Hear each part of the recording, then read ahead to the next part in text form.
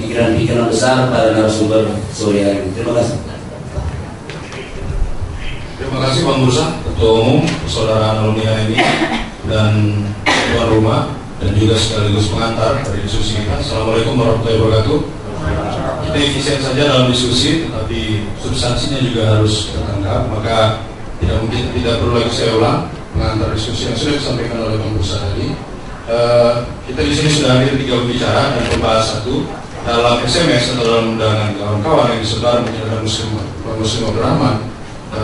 Konfirmasi dalam perjalanan atau bagaimana? Langsung saja saya kira kepada Mas Radar dan Jadana untuk menyampaikan atau Bang Daniel dulu, Bang.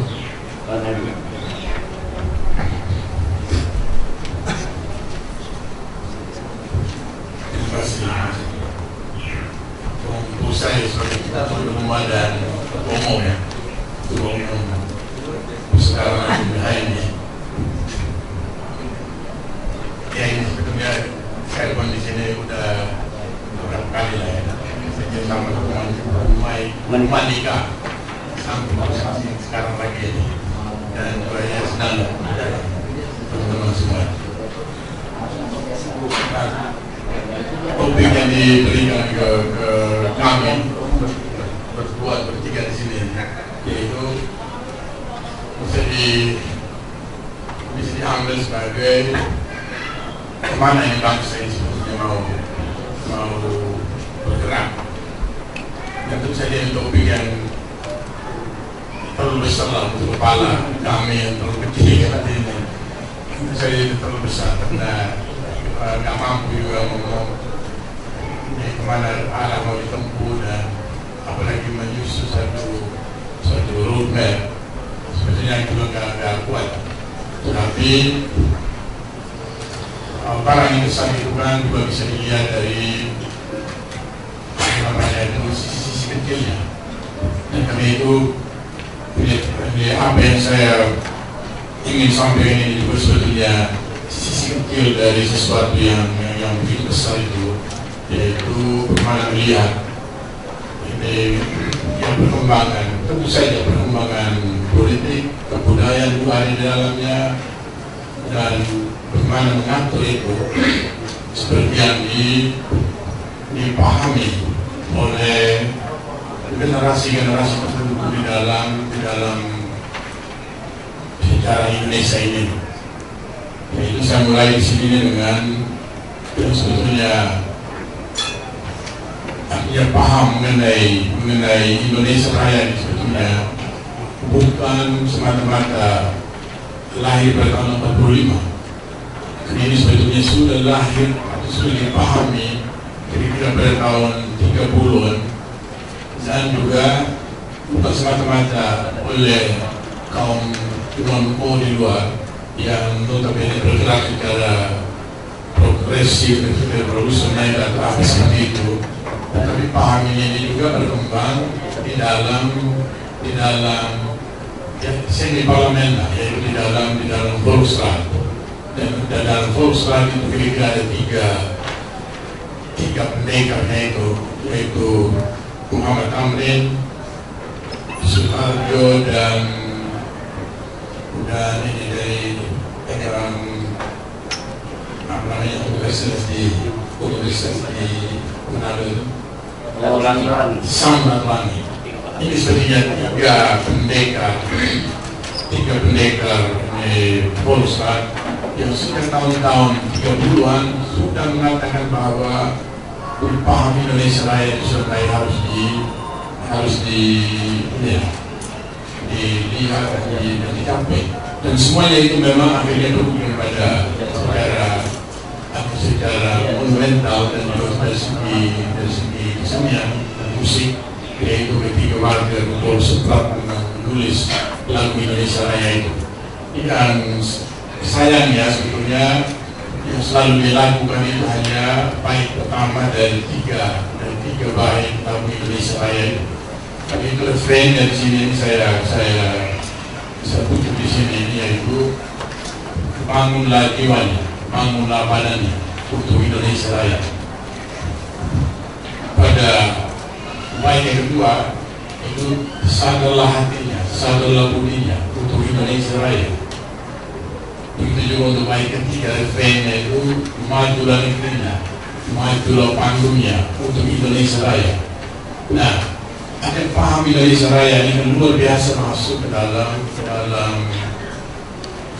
jiwa, dan mentalitas dan juga rencana kerja dari para pendiri bangsa dan calon-calon pendiri bangsa pada tahun 20-an, 30-an sampai pada sekarang atau enam. Dan karena itu di sini saya mencoba melihat semacam arkeologi lah, yaitu arkeologi dari satu paham, arkeologi dari satu tindakan, yaitu memahami juga kekuasaan itu dan bagaimana mengatur kekuasaan itu di dalam diskursus politik Indonesia dari zaman ke zaman itu. Nah, yang penting di sini yaitu sebetulnya kalau kita waktu cukup itu yaitu melihat bagaimana kita paham tentang Indonesia Raya itu bisa lahir dan juga bisa bagaimana mempertahankan paham Indonesia Raya itu dan bagaimana membuatnya efektif pada satu periode sejarah tertentu. Dan mungkin juga saya tidak perlu terlalu panjang lebar juga di sini ini, tetapi yang mau saya katakan yaitu bahwa paham seperti Indonesia Raya ini tidak terlepas dari satu pergolakan internasional yang juga berlaku pada tahun-tahun itu. Tahun itu artinya tahun 30-an, ya, tahun 30-an itu, dan tahun 30-an itu adalah atau sebelum tahun 30-an di Hindia Belanda ini terjadi pertumbuhan ekonomi yang penting di sepanjang masa di pemerintah kolonial Belanda. Tentu saja akhirnya jatuh pada tahun 29 dengan jatuhnya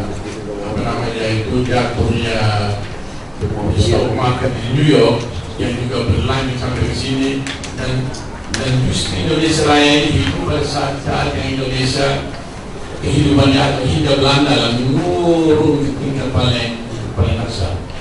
Dan pada waktu itulah memang mungkin juga sebagai mimpi, tapi mungkin juga sebagai reaksi yang kuat, yaitu para nasionalis di dalam Dewan Raya itu bermimpi tentang Indonesia Raya itu. Itu pertama. Yang kedua yaitu Jepang di baliknya. Jepang di baliknya dalam pengertian Jepang yang ingin mempersatukan Asia menjadi Asia Raya yang dikatakan sebagai persaudaraan bangsa-bangsa se-Asia yang tidak kalah juga dengan persaudaraannya Bursa sini. Jadi benar persaudaraan. Tidak kalah juga dengan persaudaraan alumni HMI sini. Yaitu bahwa Asia harus menjadi satu dan menjadi satu di bawah Nippon Raya, dan di dalam Asia Raya yang di bawah Nippon Raya ini ada juga Indonesia Raya. Nah, ide ini terus bersambung sampai pada yang terutama yang memang mabuk dan urusan ini adalah Muhammad Yamin. Dan seperti dari semuanya Muhammad Yamin yang paling mabuk, dan dari Yamin dibikin Soekarno juga yang mabuk. Dan mabuk dua orang ini adalah mabuk yang sangat serius. Mabuk sangat serius. Soekarno sudah bergabung dengan Yamin. Mabuknya itu masuk pada tahun-tahun 60-an, yaitu gaya Malaysia dan mengambil alih ke Malaysia dan Borneo Utara itu dan seterusnya. Nah, itulah sebetulnya adalah itu hidup dalam alam bawah sadarnya dari Soekarno dan terutama Ibu Yamin yang katanya mendasar seluruh pemikiran itu pada penelitiannya tentang negara yang dipahami oleh Majapahit. Nah, konsep yang paling utama dalam Muhammad Yamin adalah konsep tentang Sabta Dripa. Ini aspal pipa. Karena yakin yang ada pada tahun 60-an itu baru aspal pipa. Karena baru 7, yaitu Irian, Maluku, Nusa Tenggara, Sulawesi, Kalimantan, Jawa, dan Sumatera. Masih ada satu yang belum, dan yang belum itu adalah Semenanjung Malaya. Dan karena itu waktu untuk misalnya untuk yang Malaysia misalnya adalah bukan sesuatu yang tiba-tiba karena kemarahan Soekarno sebetulnya, tapi itu memang ada di dalam bawah dalam pembahasan daripada para pemimpin di Indonesia ini, yaitu Semenanjung Malaya menjadi tujuan untuk melengkapkan namanya aspal pipa itu, dan bukan hanya aspal pipa, itu harus menjadi aspal yang menjadi 8 dan yang disebut sebagai Semenanjung Malaya oleh Yambi itu dideret ini semuanya ini, yaitu Pahang, ujung lebinya yaitu Johor, Lengkap Suka yaitu Kedah, Saiwang yaitu Semang, Rantang, Terengganu, Naso yang Ligo menurut nama yang sekarang ini, dan nama Majapahit itu Naso, Pakamua itu nama Majapahit, Umur nama Majapahit Terengganu, Tumasi nama Majapahit Singapura, Sangkyang Ujung, Telang yaitu Kedah yaitu 9, dan seterusnya sampai ke yang disebut sebagai Nilang yaitu Karimun. Nah, inilah pulau-pulau yang didaftar oleh Muhammad Yamin sebagai pulau yang seharusnya melengkapi yang namanya aspal pipa itu. Nah, persoalannya kalau sekiranya mimpi Indonesia Raya sejauh itu, bagaimana mendukungnya secara politik dan ekonomi?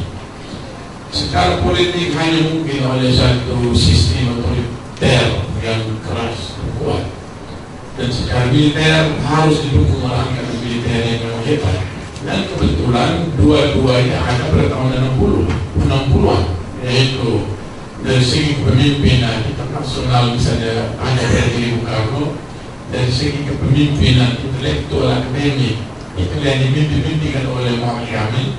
Saya mimpi karena Yamin agak suka diduga. Pada suatu saat sangat keras dalam urusan akademik, kultural, dan sisi lain ada juga permainan yang susah ditebak. Tetapi secara militer tahun 60-an Indonesia memang didukung oleh kekuatan militer yang sangat tangguh, yaitu misalnya angkatan laut yang memang jangan-jangan yang terkuat di Asia Tenggara. Begitu juga angkatan daratnya, dan seluruh sistem ini memang dibangun dengan kerjasama Uni Soviet yang memang menghabiskan dananya itu ke sini. Dan karena itu memang seluruh mimpi Indonesia Raya itu oleh Soekarno dan Yamin dianggap bukan sesuatu yang semacam pada mimpi. Tapi seperti kita tahu bahwa semua mimpi Indonesia Raya ini hancur